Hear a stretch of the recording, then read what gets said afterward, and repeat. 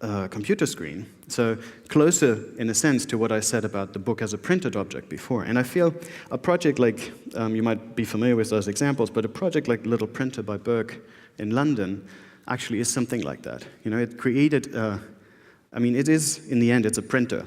You know, it prints out this little like strips of paper. You can customize the content that goes on it on your phone. It's like a mini newspaper type of thing, and I think they haven't sold like 1 million of those yet, but it has a particular quality in raising my eyebrow as a consumer, because I feel like this could just change my way of interacting with printed content coming from a digital source compared to, say, what I would see on my telephone, because it has this, we were talking about like business cards where you make notes on. You know, you print out your daily schedule and you can add little things, and it has a more of a physical interaction type of thing. So whether or not this is going to be a big success, I feel this challenges my way of thinking about content coming from a digital source into like a real-world object and experience. And there are a few other things basically also enhanced by the fact that building such devices now is so much easier. So you can start from using open source software, as we were hearing in Lee's talk this morning, but you can also work with like very cheap hardware components. When I was working in this digital agency, we did propose these projects, but all the time we had an estimate with it. The budget was through the roof. We never realized any.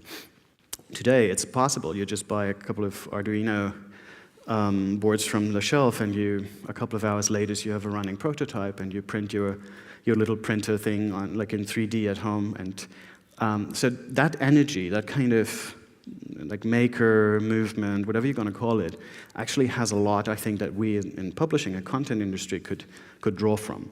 And I mean, that's just one way. Another way is staging information in a different way. So moving somewhere from the book into an object sculpture, exhibition, museum type of experience. Still connected though. I mean, this is an installation Colors Magazine did at the Journalism Festival in Perugia not too long ago, and it's a comment on like the media cycle, how a message gets kind of broadcasted and then picked up and kind of changed and then broadcasted again, and it's almost like this child game where you keep telling a word and then it's a completely different world in the end. In this case, it's like media. But what it does, again, is it kind of attracts you in a different way and might just be the starting point for your interest that then leads to going, reading the magazine, going into like, looking at their website. And just, I mean, this is a bit of a random choice. I think there's a lot more behind each of those examples, but coming back to print and like on-screen experience, I think I should also mention the Snowfall project from the New York Times, which is kind of the current prime example for a long read, a lot of content, interaction, infographics, a very rich reading experience on a newspaper website. And that's also something that, in the context of the web, this is like long, you know, in the context of a book, this is not, it's like maybe a chapter, maybe less. So what I see is, it's not that people are not reading on the screen. They actually do, and they talk a lot about it. It creates a lot of buzz, but they're just not reading as much. So if I just take a printed file and use my like Adobe toolset, and I take the 200 pages book into a 200 pages ebook, might just not be the right way to go. I might need to understand the demand or the interest, the user habits on this device, and then shape the content that I have accordingly. No? Not just like flip. Personally, I don't get the idea of flip through PDFs on a screen. It just doesn't feel natural to me. And I guess what we could also learn from the New York Times is that they're not only doing that within the newsroom, so they're not only working on this as like the real product, but they're also having something that's called the R&D department. So they're actually saying, okay, we need to reinvent ourselves on a technological scale, on a content scale, even on a business scale, as far as I understand it. And I guess that is something that in our side of the publishing world, it's not really been appreciated yet. I think newspapers and also like digital media that's kind of originating from digital does that a lot more, but we're still having meetings, you know, and occasionally there are meetings where just one person talks, you know, and the others are just listening. So it's not a very interactive environment. It's not a very productive environment, I'd say. Whereas if we're talking to like a next generation people, like the people that now start to kind of come into our company, you'll talk about like a bar camp, you'll talk about a hackathon, and picking this up as a mode of operation, as a process of getting from, this is my content, and there are the variety of medias that I could put this content into. I guess we just need to be a little more open-minded for a new form of collaboration as well. So I see that the news media does that a lot. I've seen there was a couple of like editorial labs, I think they were called, where people from different news outlets came together to kind of discuss and reinvent in a playful and more casual manner what their websites or a particular content bit could look like and how it could feel like and how people would interact with it. I wish that it was more like that in our traditional publishing world, and we're trying to push it a little bit, as you'll see in a minute. There are companies that do it in the States. I think there are also like competitions where people say, okay, this is our API, so connect to what we do, and just invent, just innovate, where we just don't know what to do with the assets we're having. There actually is a book, I just read about it, I haven't read it yet, but it says something that to me makes perfect sense. The title is Every Book is a Startup. So it's every story, every content bit is much more than just like printing it on paper and selling it once. It is all the things that I said. It's a content bit online, it's a sculpture here, it's a new product there, it's an experience, a lot attached to it. And I think if we're understanding that as a traditional publisher, we're actually having a future. We're having a lot more of a sustainable business to survive with. So moving back from this like little bit of an outlook to the world that more pragmatic decisions are made on a daily basis, how are we as Gestalten are working between the tension of digital and print? And I recall that from pretty much the very beginning, when I joined the company in 2002, I felt we actually were a digital company, because everything we did, our whole work process, was almost purely digital. Up to the point where we didn't have people coming to the office are often surprised that we don't have like walls covered with images. But there's so many projects at a time that would be impossible. You know, there's like too many images. So everything happens on this little kind of screen size, occasional printouts. So we're digital at heart, but then you realize if we start working on digital projects, it's a slightly different mindset. But still, I think in the world of publishers, with the project that we've done so far, we've actually done well in the sense that we're reaching an audience, we're playful, embracing the possibilities, also learning in the sense that we're not just like doing a thing and then we're sticking with it, leaving it as it is, but we're kind of revamping it, making mistakes to actually learn from it. And the range of pixel digital stuff we're doing is, I'd say, I mean, if you start from the book, we're doing the book itself, we're doing book with enhanced digital content. So the classical, like putting a DVD in, then we had like a digital code, you could go onto the website, see the content. We're playing with like augmented reality right now. There's like a little research project going on. So that's all centered around the book. Then the second is we started developing digital products. We're selling fonts, little like shapes. We're actually selling ebooks in the EPUB format online. It's surprising to see how the performance overall is not like super exciting, but you see that a particular type of book does better than others. So the books that have more text, are more like reading experiences, work better, whereas the classical picture book, which is most of our program, does not do quite as good. But it's an ongoing, I mean, we're asking ourselves questions, and once the question is defined, we're putting up almost like a prototype to see if it works or not, and you can't really make a judgment or a decision based on just one prototype, but the more you do, the more you know about it, and the better, much probably, future decisions in this field will be. Often enough, it's also, the outcome is almost like random, so you just need to test more to understand better. And you do a book where you feel it must work and it doesn't. Maybe it's just not the right time yet. But in addition to that, and that's also been an ongoing challenge, I'd say, like we're having a couple of online projects at the same time, from the classical like .com website, where initially I think any publisher was just talking about their own books, like this is our newest release. We moved on to making it a news-driven website fairly early. So we took an editorial approach, had content that was related to our books, but not just promotional. So if someone we did a book with had an exhibition somewhere else, we would talk about it. And then we shifted it to being more of a shop front end to see if that would increase the sales on the website, on the web shop, which it didn't do as much as we anticipated. So it seems as if we're in the process of redefining that balance right now. And then at the same time, we kind of built other channels around it. There was a separate shop for a particular product range at a time. There was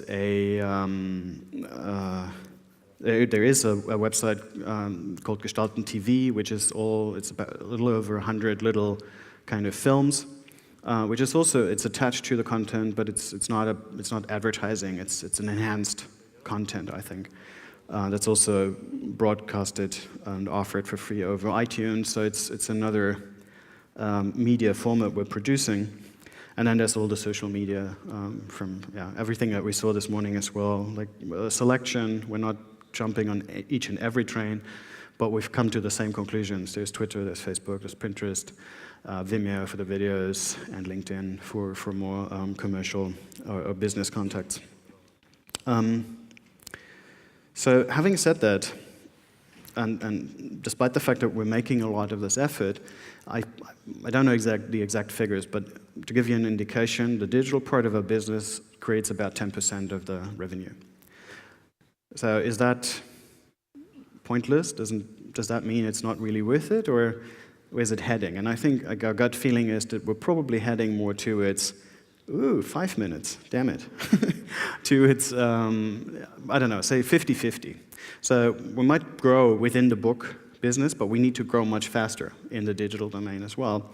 And that's a very interesting challenge that we're kind of working on a lot in like this process of prototyping, and I hope we're through like new people coming in, new projects being set up, we're actually pushing this even further and beyond probably the expectations you have if you hear me saying the future's in the ebook.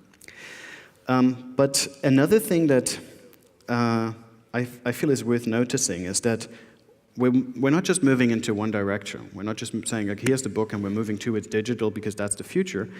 Actually, at the same time, we're also moving into, I don't know if it's the other direction, but we're moving into another direction, and that is creating like real-world experiences. I think Adrian mentioned it, that we've opened this space in the city center of Berlin, which is, I don't know, about 300 or so square meters. And it is, I mean, it's not just a bookshop. I mean, we're selling books, we're selling a few magazines, but it's not a flagship store marketing exercise. It's a commercial activity. It's a retail business in itself. But it's not just a store. It's not just a bookstore. It has two major components. It's the retail part and a gallery space, or like a project space, I should probably say. And I feel as if, it's like often the book industry is compared to the music industry that went kind of almost out of business, but not really. And then they rediscovered the concert as being a very successful business component for the musician rather than the record industry, obviously. But I feel as if we're following a similar path here, saying, okay, there's digital, we need to kind of cope with it, but at the same time creating real-world experiences might be even more valuable for the audience we're talking to. So there's two approaches, or three rather. One is that we start from our books and we build product selection around the titles. Often that's related to either the people that we feature in the books or the projects that we have in the books. And we try to be, since we do about 50 books a year, there's a lot of variety, and we can do anything from like toys to food to bikes to furniture, interior decoration, travel. And that's worked very well in terms of getting attention and creating sales as well. So that's one part, the retail part. And the other part is the gallery, which is presenting the artists that we feature in our books as artists, and also offering their unique pieces for sale, or editions occasionally. And that's the back part of this room, where we have had mainly exhibitions around artists and designers, but also kind of coming back to the fully booked little red thread that I had in this presentation.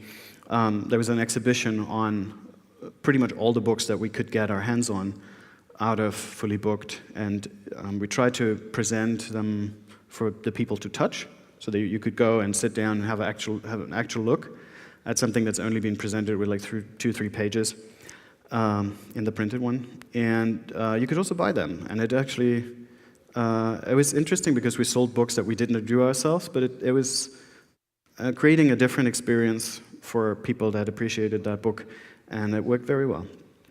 And then it's just another thing. I mean, we're doing photography, we're doing art design occasionally, and like photography also in very different forms, including rock concerts if the subject deserves it. And I guess what people appreciate is seeing the art in real size and the texture and everything, like the stuff that even a book is an haptical, sensual experience might not just come across fully. And then it's also a chance of interacting with the people behind us on the publisher side, but also like the guy with the hat here is Frank Höhner, an illustrator that we've done a monograph with. So he would be there, you could talk to him. That's also something that people make a lot of use of. And that's one range. And I said there's 2 ranges, and then there's a third one. And the third one is more like moving from the inspiration to the educational part. So we've curated a full program of workshops for pretty much since the beginning of the space. And we realized that a lot of people actually see a value in and like foster their skills and learn more about subjects such as typography or infographics in a very kind of small, intimate group situation. I think the maximum number of attendees we have is like 20. You have people like Francesco Franchi from Il Magazine in Italy talking about infographics, or Eric Kessels from Kessel's Kramis talking about the power of making a mistake. Jessica Hische doing a typography, like hand-drawn typography workshop. Mario Lombardo took it to the street. He was commissioned by an arts festival in Berlin, and actually turned his workshop into a performance almost, where the participants drew on the windows there. And actually, this has also become a substantial little business in itself, up to the point where we're now currently discussing taking those workshops on the road. So we'll be in New York in autumn, and in Singapore in also autumn, much probably. So it's an interesting new kind of challenge. We're collaborating with different people, co-working spaces, universities that are kind of joining powers with us to create real-life experiences. And I guess, when I was talking about it's like 2 directions, essentially what it is, it's either it's a interconnected network, or maybe it just comes full circle, because obviously everything relates to everything else, and if we wouldn't be able to talk about it in digital, it wouldn't happen in the real world. It is like being this open-minded kind of company that I think I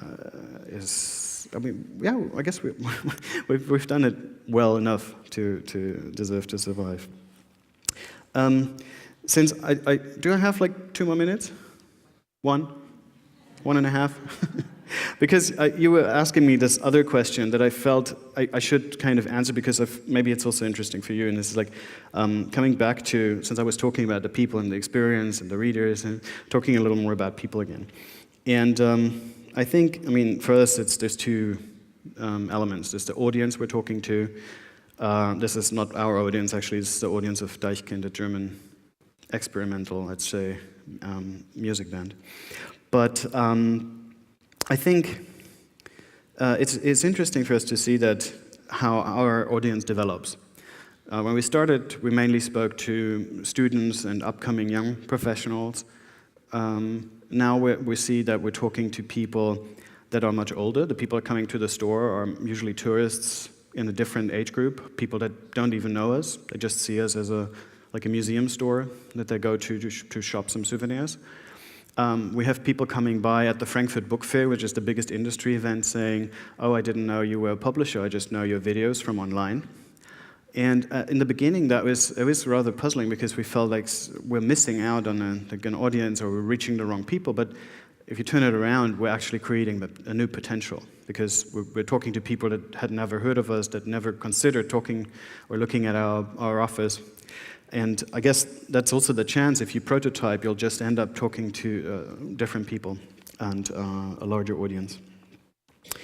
And the other thing is, to cut it a little short, like the audience is the outside, and then the team that you need to look into is the other side.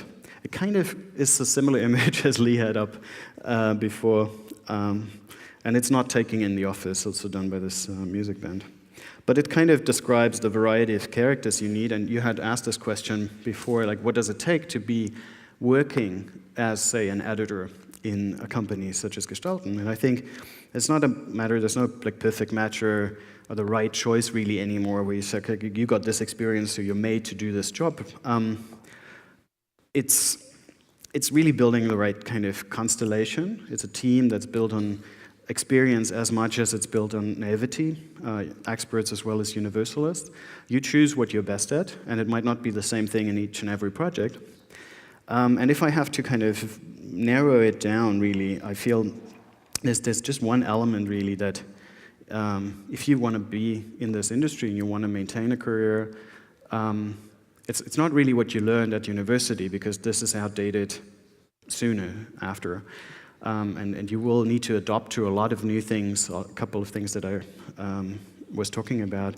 So I guess the one thing that I feel drove me from the start, and that might keep you involved and keep you interested, is just like passionate curiosity. So if there's anything that you could nurture to make a career in a world of media, I think that's what you should leave enough space for. Not be frustrated or not be fearful about it, but stay curious and playful. Someone else said something like that, right? It's probably Steve Jobs. And I think if I should kind of rephrase where I started from a second time, it's not really a matter of like print and digital, and it's all about the content, the storytelling. I can't emphasize that enough. If you understand what you're saying, and if you understand why that matters to your audience, everything is pretty in the future. Thank you.